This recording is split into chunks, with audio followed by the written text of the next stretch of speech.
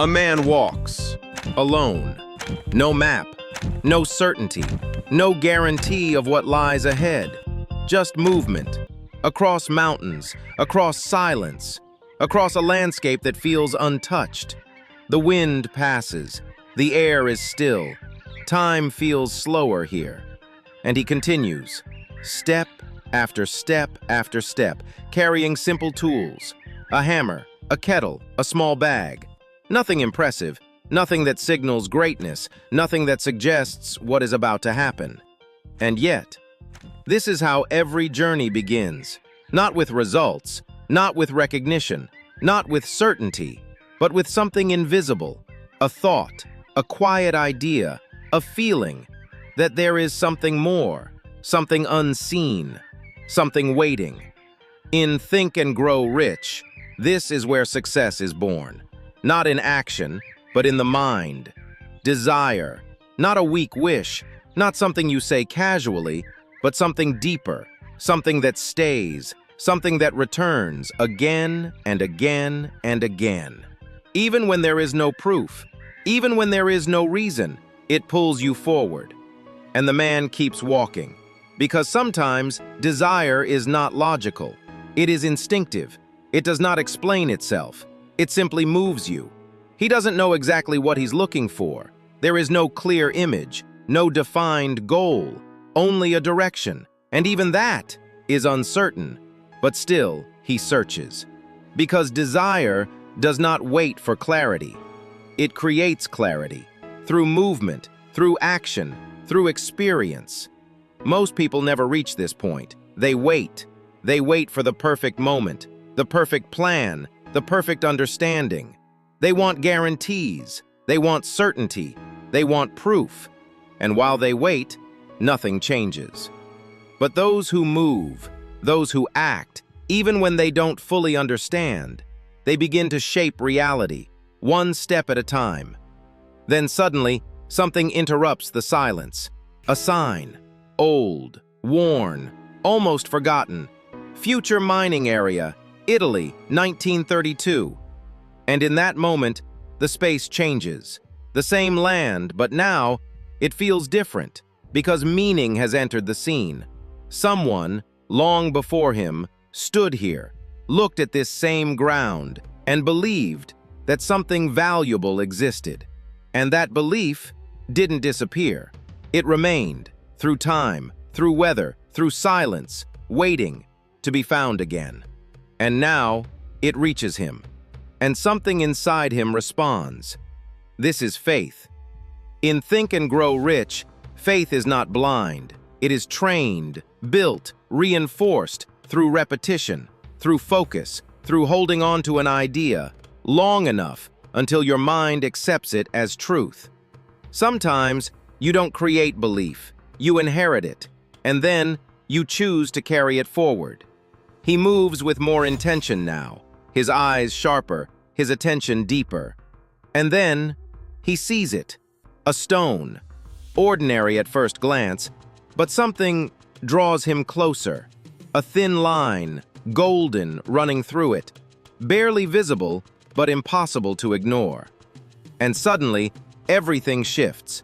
His breathing changes, his posture tightens, his focus locks in, because now there is possibility. What if? What if this is something? What if this is the reason? What if this is the moment? This is imagination, the workshop of the mind, where reality is first created before it becomes visible. Most people look, but they don't see, because they are not trained to recognize opportunity. Opportunity does not arrive with certainty. It arrives with doubt, with uncertainty, with questions. And only those who can see beyond that move forward. He lifts the hammer. This is decision, the moment where thought becomes action.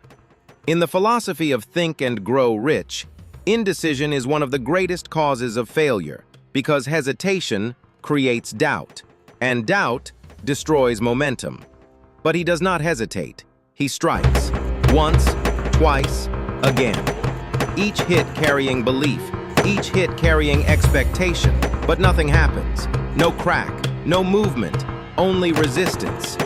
And slowly, the real battle begins. Not with the stone, but within his mind. Doubt appears, quiet, subtle. Maybe this is nothing. Maybe I was wrong. Maybe I should stop. This is auto-suggestion. The thoughts you repeat begin to shape your reality. If repeated long enough, they become belief. If he listens to doubt, he will stop. If he reinforces belief, he will continue. The mind is always being programmed, whether you notice it or not. He steps back. He walks away. Distance grows. Effort fades. Relief begins to appear. But something remains. A pull, a tension, an unfinished feeling. He stops, turns, looks back, and returns. Again and again and again. This is persistence. Not clean, not perfect, but powerful. In Think and Grow Rich, persistence is described as the force that turns desire into reality. Without it, everything collapses. With it, everything becomes possible. Now the hits are counted.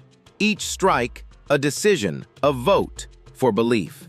10, 20, 40, 60, still nothing. No sign, no reward. Only effort, only repetition, only time. Then, 99. And he stops, exhausted, drained, empty. This moment is where most people quit.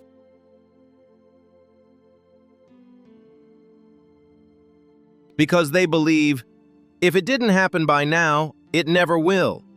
They walk away, never realizing they were one step away. But he doesn't quit. He pauses. He restores. He rebuilds.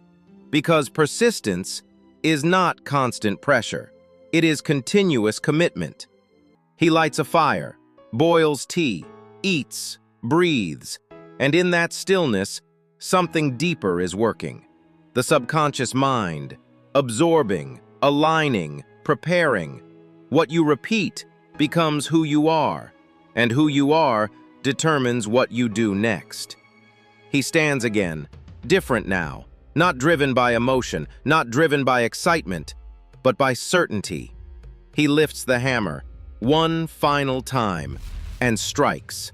The stone breaks completely, and inside, gold. The gold was always there. Every strike before mattered, even when nothing changed, even when it looked pointless. The final strike did not create the result. It revealed it. And this is the truth. Success is not sudden. It is constructed through thought, through belief, through action, through persistence, repeated again and again and again, until the invisible becomes visible. Most people stop at 99 because they cannot see what is forming. The few who succeed trust what they cannot see and take one more strike. And that changes everything. That is how success comes. Not in one moment, not in one lucky break, not in one final attempt, but in every effort that came before it. As you just saw, every strike mattered. Even when nothing changed, even when the surface looked the same, even when it felt pointless. The stone didn't break because of the 100th strike alone. It started breaking from the very first strike. Each hit weakened it, shaped it, moved it closer, even when it was invisible. And that's what most people don't understand. Success is not built at the end. It is built in the unseen moments, in the effort that shows no result, in the work that no one notices, in the persistence that feels meaningless. That's where everything is happening. So when you feel like stopping, when it feels like nothing is changing, when you think your effort isn't working, remember this. You're not starting from zero. You're building. Every step, every attempt, every effort is shaping the result, even if you can't see it yet. Most people quit at 99 because they think nothing is happening, but everything is happening. And the only difference between those who succeed and those who don't is one more strike.